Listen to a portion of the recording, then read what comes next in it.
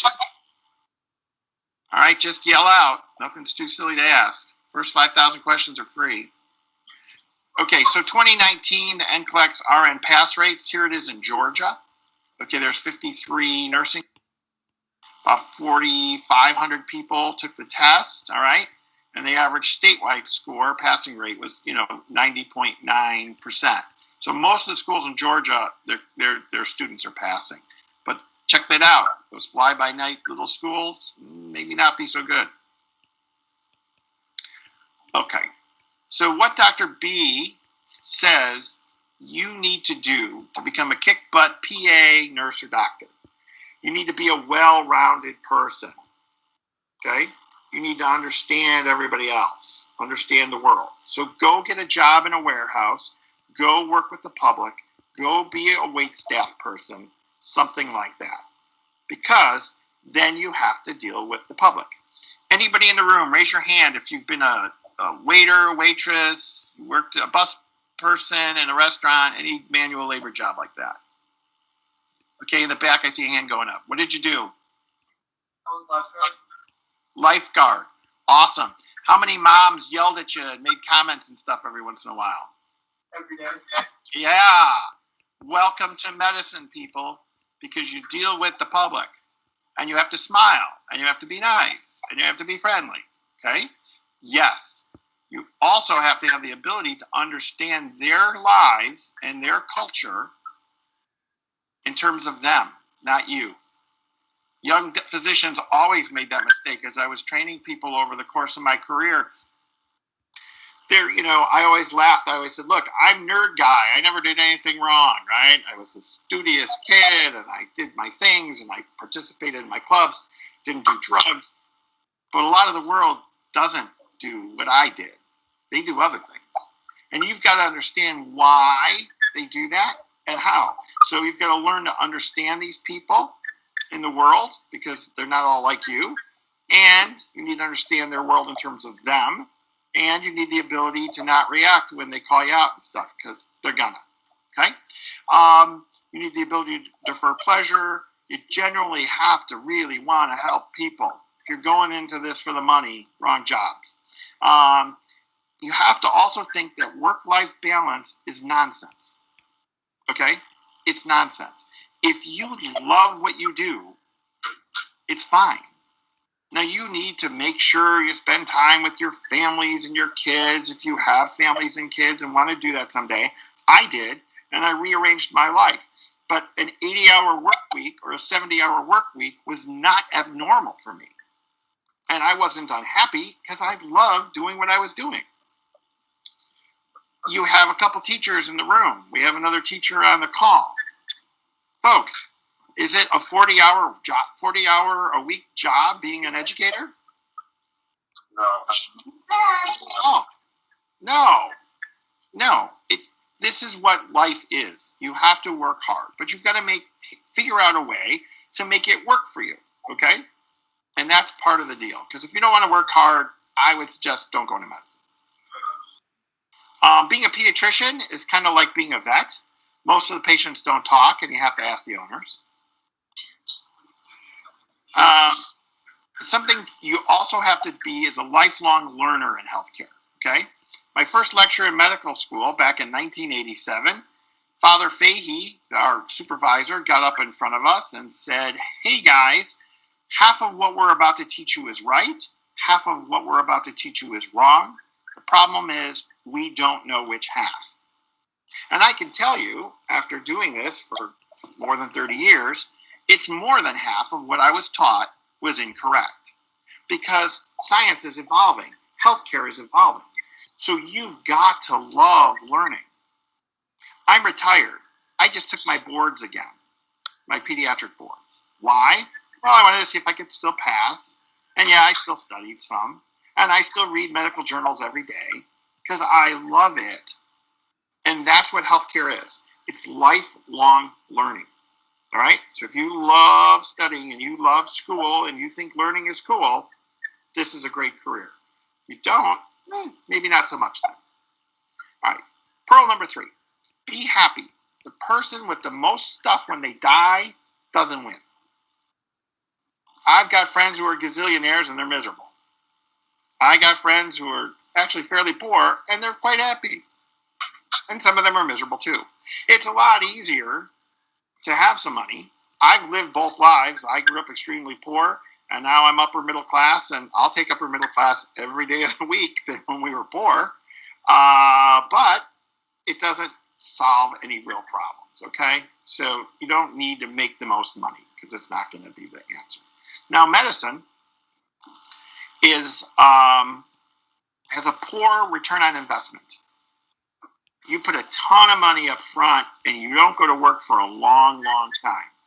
So eventually you will pass your peers that maybe go right to work after college or even go to work after high school. But it takes a lot of time, all right? Now, on the other hand, nobody's starving in medicine. This is from Medscape this year. A survey company, they put out all kinds of silliness for physicians to read online. Orthopedic surgeons at the top of the pile. I would put neurosurgeons at the super top of the pile. My friend who's a pediatric neurosurgeon makes about $1.2, $1.3 million a year. The orthopedic number is probably a little low at $500,000. And lowly pediatrics, we've moved to the bottom of the pile at $232. Average pediatric salary in the country. Now, I'm going to tell you, if you can't live on $232,000 a year, you're doing something wrong. Okay? Nobody's starving on this list. All right? Okay, good. Any questions? So, long delay in getting into your salary, but you do quite well once you get there, okay? Let's look at nursing real quick because we had some nurses in the room. This is nurses in Georgia, Atlanta, Sandy Springs, kind of Roswell area. And you can see that the median, not the mean, but the median salary here is around $7,200. Excuse me, $72,000 a year. So a nice salary, right, for an RN. Nurse midwives, okay, you're doing really good, close to 100 grand. Nurse practitioners, look at this, 107. I take it, that works. Nurse anesthetists, about 140,000 is the median salary, excuse me. In Illinois, the median salary for a nurse anesthetist is $170. So the salaries are slightly lower here in Georgia than they were in the Midwest. But what can you do now to get on this path? Well, you guys are already doing it. You're all HOSA folks. Okay, how many people do volunteer things? Raise your hands. Awesome. Find something to volunteer and do. A, it's great to give back. B, it looks nice on your resume. In that order. CNA, you don't have your program, but many of you are involved in the phlebotomy program. That is great. I got some salaries on that. CNAs are the helper people. There's a huge shortage in the country right now for those. You got to be at least 16. You don't even need a high school diploma. You take the course at your local college or community college. Most of the time you can knock it out in the summer. And those exist. They're averaging about $11 an hour. Okay? So, and if you need 1,000 hours of community service and you need 1,000 hours of medical experience, here you go, you're getting paid for it.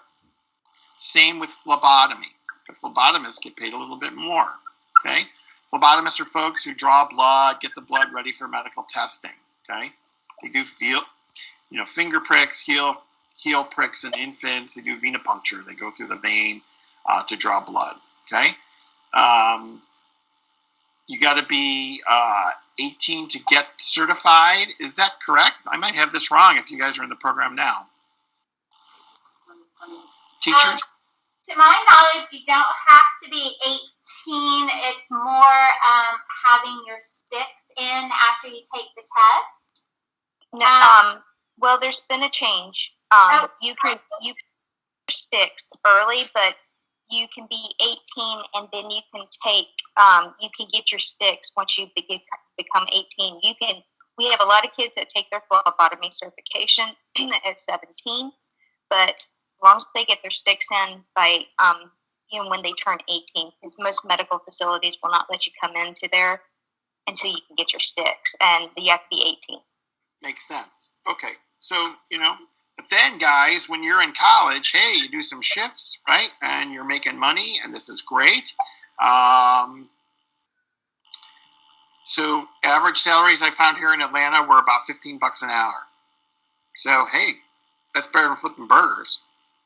And you're getting that experience, and you're getting your healthcare hours. A lot of pathways to do this. This should be the pathways that I looked up at your school. Teachers, do I have that right? It looks like it, yes. Okay, great. Excellent. And then also other things you can do just to get those exposures. So go shadow in the community once COVID's over. Volunteer at the local hospitals. Most of the time you just have to be 16 to volunteer. Any exposures you can get. In the old days, I was 16 standing in an operating room holding a retractor, pulling a liver back. You don't get to do that anymore, probably for the better. But it's harder to get those exposures. So reach out to your pediatricians, your family practitioners, your PAs, whoever you see, and go talk to those people, interview those people, ask if you can shadow the office staff. Once COVID's over, hey, can I just watch the billing people for a day? Can I watch the front office people? Because the more exposure you get to the whole process, the more you're going to understand it, the better physician, PA, nurse practitioner, nurse that you're going to be.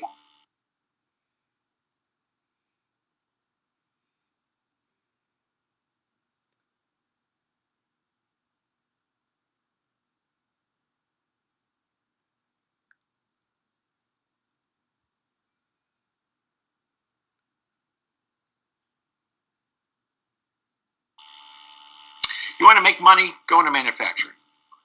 I went to a high school in Chicago, poor area. 50% of the kids went to college or trade school. 50% went right to work. People who went into manufacturing all retired in their early 40s. You figure out how much something costs, you mark it up 8 times, and then you sell it. That's what they did. And they did great. So, but if you have a passion for medicine, go do medicine. Here's lots of online guides to getting into these schools. If you guys want to take pictures with your phones of this, you could do that. The American Association of American Medical College, the AAMC, they've got lots of great information and information about taking the MCAT and how the whole process works. Lots of online guides for getting into nursing schools.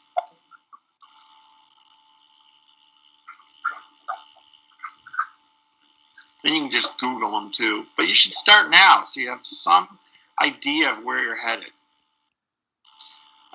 Here's how you get your CNA.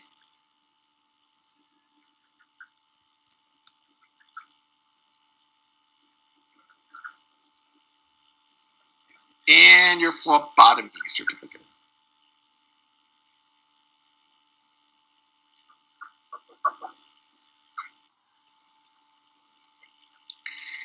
So here is the great chance to ask questions of the bald guy before you. No questions too silly. You're coming to a fork in the road, so take it. If you have other questions, here's my email. You can email me, Brottman, BROTTMANMD @gmail.com.